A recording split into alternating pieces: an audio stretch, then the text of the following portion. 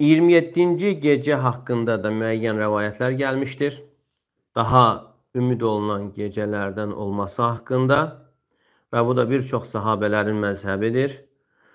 Və onlardan biri İbn Abbasdır və Ubey ibn Ka'b radiyallahu anhu and içərək deyərdi ki, Vallahi la ilahe illahu innəha ləfi Ramazan və vallahi inni lə'ələmu eyyü leylətin hiyə leylətulleti əmarana bihə Rasulullah sallallahu aleyhi və səlləm bi qiyamihə hiyə leylətu sabihəti 27.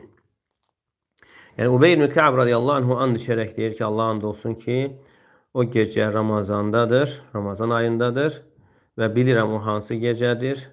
Peyğəmbər sallallahu aleyhi və səlləmin o gecəni qiyamda keçirməyi bizə əmr etdiyi bir gecədir və o da səhərsi 27-ci gecənin günün gecəsidir.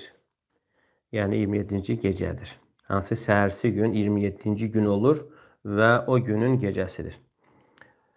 Və həmçinin Abdullah ibn Abbasdan sabit olan rəvayətdə bir kişi Peyğəmbər sallallahu aleyhi və səlləmin yanına gəlir və deyir ki, ya Rasulallah, mən yaşlı bir xəstə bir insanam və mənə gecəni qalxmaq ağır gəlir. Fə'murni bileylətin ləalləllaha yuvaffiquni fiyhə lileylətil qadr. Yəni, mənə o gecələrdən birisini buyur.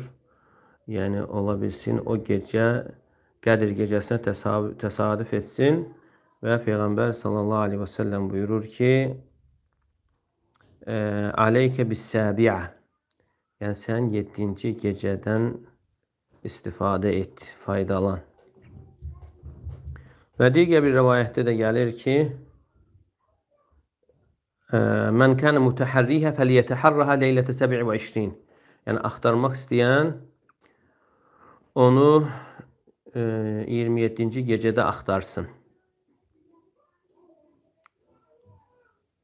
Lakin 27-ci gecə olması haqqında bu daima deyil, yəni çox vaxt ola bilər. Amma daha səhih olan odur ki, Qədir gecəsi Ramazan ayının son 10 gecələrində dəyişir.